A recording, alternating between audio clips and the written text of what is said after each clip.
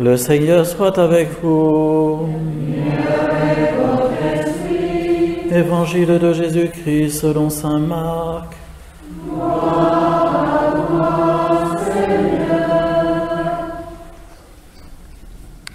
Jésus et ses disciples entrèrent à Capharnaüm. Aussitôt, le jour du sabbat, il se rendit à la synagogue et là il enseignait. On était frappé par son enseignement, car il enseignait en homme qui a autorité et non pas comme les scribes. Or, il y avait dans leur synagogue un homme tourmenté par un esprit impur, qui se mit à crier « Que nous veux-tu, Jésus de Nazareth? Es-tu venu pour nous perdre? Je sais qui tu es le Saint de Dieu. » Jésus l'interpella vivement. « Tais-toi, sors de cet homme. » L'esprit impur le fit entrer en convulsion, puis, poussant un grand cri, sortit de lui. Ils furent tous frappés de stupeur et se demandaient entre eux « Qu'est-ce que cela veut dire ?» Voilà un enseignement nouveau, donné avec autorité. Il commande même aux esprits impurs et ils lui obéissent. Sa renommée se répandit aussitôt partout, dans toute la région de la Galilée. Acclamons la parole de Dieu. Louange à toi, Seigneur Jésus. On nous dit que Jésus n'hésitait pas à aller à la synagogue et à prêcher lui-même. On le voit dans différentes occasions, dans les évangiles, notamment une fois, il a ouvert les rouleaux de la Bible, il a trouvé le livre d'Isaïe et il a ainsi lu un passage qui exprimait, qui prophétisait sa mission, à savoir qu'il était venu pour libérer les captifs, pour prononcer une année de grâce de la part du Seigneur, pour ouvrir les yeux des aveugles, pour guérir les malades, etc. Et à nouveau ici, on le voit dans cette synagogue de Capharnaüm, synagogue aussi où il a longuement prêché sur le pain de vie, Jean chapitre 6. Jésus a longuement parlé de l'Eucharistie, ça nous est transmis par l'apôtre Jean. Il y a à Capharnaüm actuellement des ruines d'une synagogue, mais ce n'est pas la synagogue d'origine, c'est une synagogue plus récente. Et ce lieu est cher aux chrétiens qui vont en Terre Sainte, parce que c'est là que Jésus logeait pendant un certain temps, dans la famille de Pierre, et qu'on a retrouvé les murs de la maison de Pierre, et qu'on en a fait on s'est aperçu que les premiers chrétiens avaient fait à cet endroit-là une église de forme octogonale, et on peut aujourd'hui encore voir cela, alors qu'il ne reste que des ruines sur place. Et les gens, à l'écoute de Jésus, sont frappés par son enseignement, parce qu'il parle comme quelqu'un qui a autorité, c'est-à-dire qu'il n'explique pas ce que les autres ont dit avant lui, mais il parle de lui-même et il donne une parole qui est claire et définitive, comme s'il avait lui-même l'autorité de la prononcer. C'est du moins l'impression que les gens ont, et c'est quelque chose de nouveau pour eux, parce que leurs scribes ne sont que des répétiteurs, au fond, de ce qu'a dit le rabbi un tel, etc., etc. Tandis que Jésus, lui, donne un enseignement qui semble nouveau, d'une certaine façon, et fort, qui interpelle. C'est intéressant d'avoir la réaction, comme si on avait un micro d'un journaliste, là, pour entendre ce que disent les gens, un micro-trottoir, n'est-ce pas? Et c'est intéressant d'avoir cette réaction des gens qui perçoivent que la parole de Jésus est nouvelle et forte. Parce que quand nous lisons nous-mêmes l'Évangile, nous devons nous le dire, que nous allons trouver dans cette parole quelque chose de neuf et quelque chose de fort qui va nourrir notre foi. Et alors on voit que la parole de Jésus provoque quelques perturbations et quelques difficultés chez des gens qui peuvent avoir des tourments intérieurs, des tourments spirituels, des parasitages occultes en quelque sorte, et que précisément à Capharnaüm, dans l'assemblée même, se manifeste quelqu'un qui est possédé par le démon et qui se met directement à crier et à parler à Jésus en disant « Que nous veux-tu, Jésus de Nazareth? Es-tu venu pour nous perdre ?» Étonnant ça, comme on a l'impression qu'il se sent profondément menacé. « Que nous veux-tu » il parle au pluriel. « Es-tu venu pour nous perdre ?» Il se sent déjà défait, vaincu.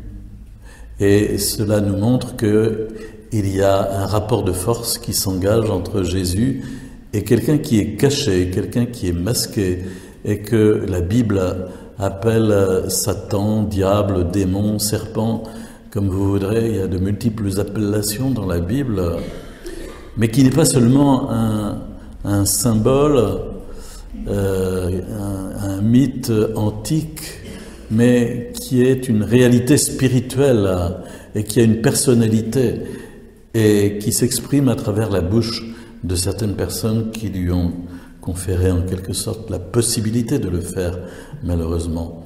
Mais il se sent déjà vaincu par la présence de Jésus et il discerne en Jésus le Saint de Dieu. Il dit « Je sais qui tu es, je sais qui tu es ». Le démon croit en Dieu. Pas de problème. Il n'aime pas Dieu, il a la haine de Dieu, mais il croit en Dieu, ça c'est sûr, beaucoup plus que nous. Et je sais qui tu es, le Saint de Dieu. Il est gêné par la sainteté divine qui se manifeste à travers l'humanité de Jésus. Et c'est ça qui le repousse profondément, la sainteté. C'est intéressant aussi pour nous de nous dire que plus nous entretenons la sainteté dans nos vies chrétiennes, plus nous veillons à être en état de grâce, plus nous veillons à laisser l'Esprit Saint nous saisir, nous conduire, par exemple en allant nous confesser de temps en temps pour être purifiés, en communiant à la messe chaque dimanche pour être fort spirituellement, en lisant la Bible chez nous, en priant. Plus nous sommes ainsi forts spirituellement de la sainteté divine, plus alors, quelque part, nous risquons de gêner les œuvres des ténèbres qui sont dans le monde. Et nous sommes un petit peu comme le grain de sable qui vient gêner le mal dans le monde. Mais Jésus ne va pas entrer dans un dialogue, il va simplement dire « Tais-toi, sors de cet homme, tais-toi ». Le démon peut dire la vérité, c'est pas un problème. La plupart du temps, il dit le mensonge. Mais il est capable aussi de dire la vérité quand il se sent menacé. « Tais-toi, sors de cet homme ». Jésus le fait taire. En grec et en hébreu, en araméen par-dessous, c'est « sois muselé ». Vous savez, on voit de temps en temps des chiens avec... ils sont muselés.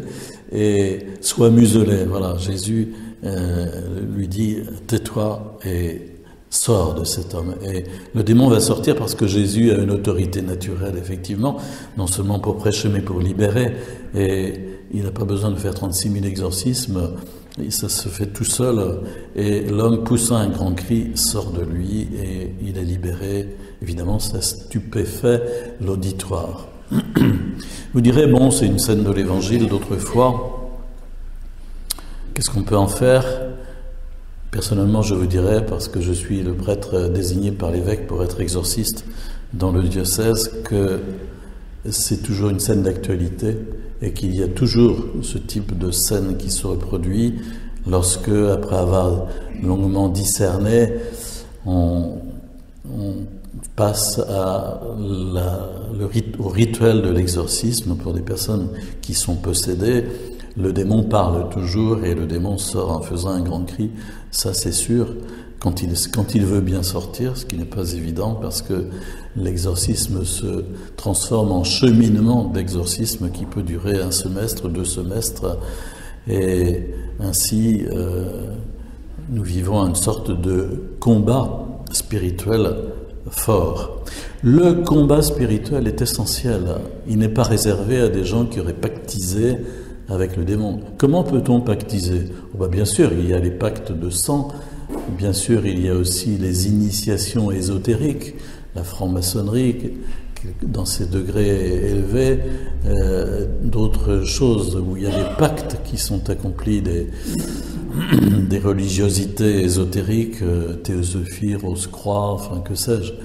Il y a bien des endroits où on peut faire des pactes, mais il y a aussi des compromissions qu'on peut faire avec des choses occultes, comme le magnétisme guérisseur, comme la conjuration des brûlures, comme la voyance, la médiumnité, et les médecines énergétiques aujourd'hui, les thérapies énergétiques qui nous sont proposées un peu partout, qui sont mirobolantes dans leurs appellations, mais qui sont terriblement efficaces quelquefois pour dézinguer l'équilibre de la personne qui se fait traiter. Je pense en disant cela au Reiki, chose dont vous avez peut-être entendu parler, qui est une sorte de magnétisme plus par initiation et d'origine japonaise. Mais j'avais encore sur mon smartphone cette semaine un mail d'une personne qui m'écrivait en disant j'ai été voir un magnétiseur d'abord, puis ensuite je me suis fait traiter par Reiki, et depuis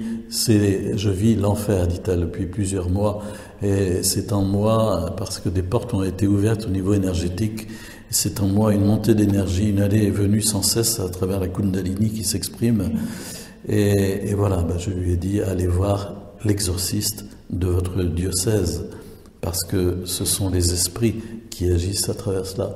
Et elle n'avait fait que cela, demander des services énergétiques par imposition des mains que l'on peut trouver un peu partout, y compris sur cette commune, et qui sont dangereux. Nous avions cette semaine à Lyon la rencontre nationale de tous les exorcistes de la France, et il y a en France une centaine de diocèses, donc approximativement aussi une centaine ou un peu plus de prêtres exorcistes, entourés de laïcs qui sont au service de ce ministère, puisque on reçoit quand même sur la Sarthe, ça représente quand même probablement 200 accueils physiques, plus une centaine d'accueils par téléphone, par mail, etc. Donc 300, 350. Et en région parisienne, c'est 2500 et que sais-je. Donc on touche quand même beaucoup de gens, on voit beaucoup de monde. Et les exorcistes se sont fait la réflexion entre eux qu'en ce moment, la tendance était plutôt à la hausse. Et il ne faut pas s'étonner de la chose, puisqu'il y a autour de nous de multiples possibilités, malheureusement, de nous mettre en relation avec celui qui est derrière et que Jésus a évacué en lui disant « Tais-toi, sors de cet homme ». La plus belle chose que nous puissions faire pour nous-mêmes, pour nos enfants, nos petits-enfants, c'est de leur enseigner la prière. Souvent, à travers les rencontres au service de l'exorcisme, excusez-moi, j'en parle aujourd'hui parce que l'évangile est dessus, mais j'en parlerai plus après. Souvent, on reçoit des personnes qui connaissent même pas leur prière et donc qui savent pas comment faire pour prier et repousser l'esprit mauvais. Et une des plus belles choses que nous puissions faire, c'est d'enseigner à nos enfants, nos petits-enfants, la prière, pour qu'ils aient au moins des outils et des armes pour lutter contre la tentation, parce que la tentation est le fonds de commerce le plus abondant du démon, mais aussi, dans certains autres cas, lutter dans un cadre de compromission avec l'occulte, lutter contre des parasitages qui peuvent se manifester. Et pour nous-mêmes, si nous sommes libres de tout cela, prier demeure très important pour être spirituellement fort. Beaucoup de chrétiens sont comme des pneus à plat. Dans mon garage, il y a longtemps, je ne me suis pas servi de mon vélo et le pneu est à plat. Je n'ai pas le courage de le regonfler pour l'instant. Et voilà, je me dis, à chaque fois que je le vois, je me dis, au fond, beaucoup de chrétiens sont comme des pneus à plat parce qu'ils ne prient pas, ils ne fréquentent pas les sacrements, ils ne lisent pas la Bible. Et donc, quand survient effectivement une attaque un peu forte, eh bien, ils ne peuvent pas se défendre car ils n'ont pas les outils et les armes. Prions pour être forts spirituellement, ayons foi en Jésus qui a vaincu l'esprit impur.